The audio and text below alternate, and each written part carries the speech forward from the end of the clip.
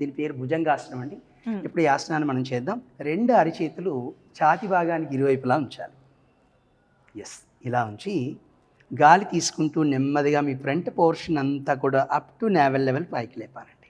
ఎంత వీలైతే అంత పైకి లేపి సాధ్యమైనంత వెనక్కి కొంగాలి. ఈ పొజిషన్లోకి వచ్చిన తర్వాత normal breath in breath out సహజ శ్వాసలు తీసుకుంటూ ఉండాలి.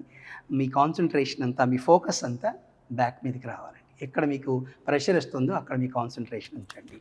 ఎస్, బ్యాక్ ఎస్, వైబ్రేషన్ లో అనిపిస్తుంది. బ్యాక్ మంచి ప్రెస్ అవుతుంది బాగా. ఓకే.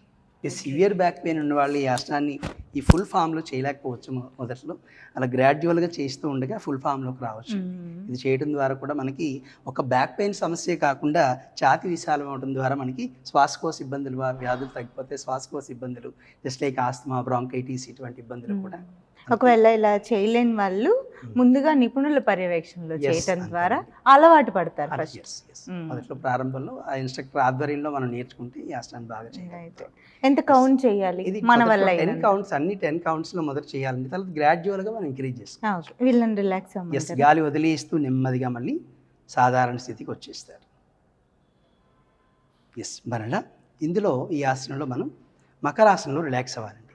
ఇది భారతీయ సనాతన విశ్రాంతి పద్ధతి. ఈ కాళ్ళని వేళ్ళని పక్కల వైపు, మడిమని లోపల వైపు ఉంచాలి.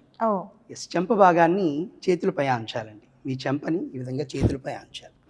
ఈ ఆసనం చేయడం ద్వారా మనకి మంచి రిలాక్సేషన్ పోజ్ అండి. సో భారతీయ సనాతన విశ్రాంతి ఆసనం అని చెప్తారు. మకరాసనం, మకరం అంటే మొసలి అంటారు.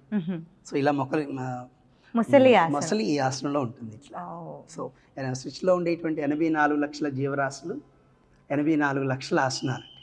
సో ఒక్కొక్క లక్షలోంచి ఫిల్టర్ చేస్తూ 84 ఆసనాలు, తర్వాత అందులోంచి మళ్ళీ ఫిల్టర్ చేస్తూ 32 ఆసనాలు, తర్వాత అందులోంచి ఫిల్టర్ చేస్తూ 8 ఆసనాలు కేవలం చేస్తే 84 లక్షల ఆసనాలు ఇచ్చేటువంటి ఫలితాలు 8 ఆసనాలు ఇవ్వగలం. కానీ 8 ఆసనాలు కొంచెం డిఫికల్ట్గా ఉంటాయి. అది మనం నేర్చుకొని జాగ్రత్తగా నిపుణుల యొక్క పర్యవేక్షణలో నేర్చుకొని చేయాలి. సో ఈ ఆసనానికి మధ్యలో ఇట్లా రిలాక్స్ అవ్వచ్చు. ఎస్, ఇలా రిలాక్స్. ఏ ఆసనం తర్వాత బోర్లా పడుకొని చేసే ఆసనాలు చేసినప్పుడు ఈ విధంగా రిలాక్స్. ఎస్, నెమ్మదిగా మళ్ళీ కుడి చేతిని పైకి చాపి కుడివైపుగా తిరుగుతూ నెమ్మదిగా శవాసనంలోకి వచ్చేయండి.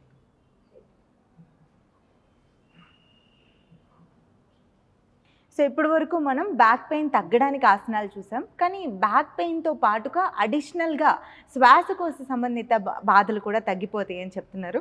యోగా వల్ల ఇదేనండి బెనిఫిట్. ఒక్క ప్రాబ్లం గురించి మనం ఏదైనా చేస్తే దానికి అడిషనల్ బెనిఫిట్సే ఉంటాయి, కానీ డిసడ్వాంటేజెస్ అనేవి ఉండవు అనమాట.